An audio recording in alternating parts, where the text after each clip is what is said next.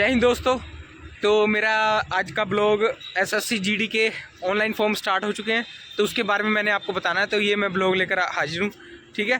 तो पवन भाई से मैंने पूछा और अंकित भाई से भी मैंने पूछा कि आपने फॉर्म किस में भरना है।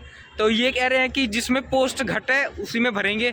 तो मेरा भी मानना यही होगा कि भाइयों, आपको मेन यही बताना चाहता हूँ कि आप भी फॉर्म उसी में भरे एसएससी जीडी में कि जिसमें फॉर्म घटो। जैसे हो गया असम राइफल, हो गया आईटीबीपी, हो गया सीआरपीएफ, हो गया, ठीक है। फर्स्ट प्रायोरिटी इसी को दो, क्योंकि जिसमें जैसे बीएसएफ में 10,000 से प्लस है पोस्ट, तो उसमें पता क्या होगा, बहुत बच्चे भर देंगे उसमें, ठीक है। तो उसमें कंपटीशन ज़्यादा हो सकता है। जैसे 10,000 है तो लगभग मेरे हिसाब से 10-12 लाख तो स्टूडेंट भरेंगे, तो उसमें ज़्यादा हो सकता है। मतलब फर्स्ट प्रायोरिटी उसी को देंगे, तो उसमें क्या होगा, कंपटीशन ज़्यादा हो जाएगा। तो आपका पेपर भी उस हिसाब से आपको उठाएंगे, पेपर के बाद जैसे मेरिट भी ऐसे ही बनेगा, ठीक है। अगर जिसमें जैसे पोस्टें घटा है ना, तो उसमें बच्चे घटी प्रायोरिटी देते हो, लास्ट में देते हैं। तो मैं आपको यही कहूँगा कि प्रायोरिटी उसे दें जिसमें पोस्ट घटा है। तो मैंने भी आज सोचा कि क्यों ना अपनी वीडियो इसी पर हो।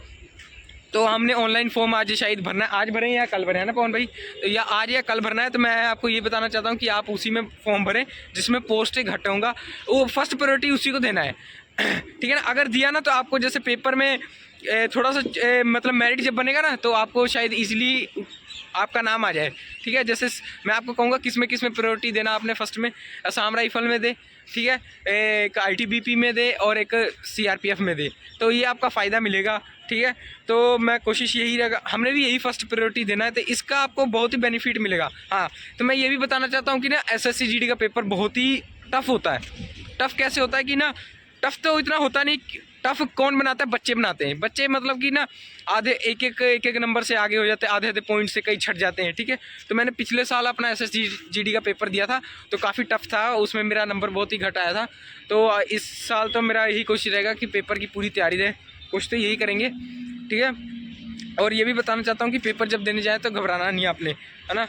तो ये ना हो कि वहाँ पर जाकर घबराए कि मेरे से पेपर नहीं हो रहा। हाँ, ये पेपर भी नहीं होगा। कोशिश करना कि आप ना सैम्पल पेपर पर पहले ना यूज़ करें, ठीक है, कि हमने 1 घंटे में पूरा मतलब सोल्व करना है, जितने भी वो टाइम देते हैं, ठीक है। तो मैंने ऐसे मतलब एक सैम्पल पेपर ले लें और कोशिश करें कि उसको सोल्व करना है कि इतने मिनट में हमने सोल्व कर देने हैं, ठीक है। तो कोशिश यही करें। और यही बताना था आपको कि पेपर पूरा अपनी तैयारी रखें पेपर की, ठीक है। और लगभग मैंने आपको पहले अपनी एक वीडियो में बता दिया कि जनवरी तक एडमिट कार्ड आ जाएगा पेपर का। तो कोशिश करें कि पेपर की अभी से तैयारी स्टार्ट कर दें, 2 महीने अभी बाकी हैं। हाँ, मैं भी तैयारी कर रहा था, पहले भी तैयारी कर रहा था एसएससी जीडी का, या मैंने सीआईएसएफ का पहले दौड़ निकाला है, उसकी भी तैयारी कर रहा हूँ धीरे धीरे, हो सकता है उसमें भी। तो आपको मैं यही कहूँगा कि फॉर्म उसी में ऑनलाइन करें कि जिसमें पोस्टें घटे, प्रायोरिटी उसी को फर्स्ट आपने देना है, तो उसका आपका फ़ायदा ज़रूर मिलेगा आपको आगे। जैसे यही होगा कि जैसे मेरिट बनेगा, तो उसमें जैसे मेरिट बना तो पेपर आपका देखेंगे और देखेंगे कि आपको जैसे पेपर में आपके नंबर घट है, तो वो पहले आपका देखेंगे प्रायोरिटी आपने किस में दिया है। अगर प्रायोरिटी के हिसाब से अगर आपकी नंबर अगर घट है और बच्चे भी घट हैं, तो उसके शायद आपका नाम आ जाए, ठीक है। तो कोशिश यही करें कि घटी भरें। तो आज के लिए मेरा ब्लॉग इसी पे था। तो जय हिंद दोस्तों।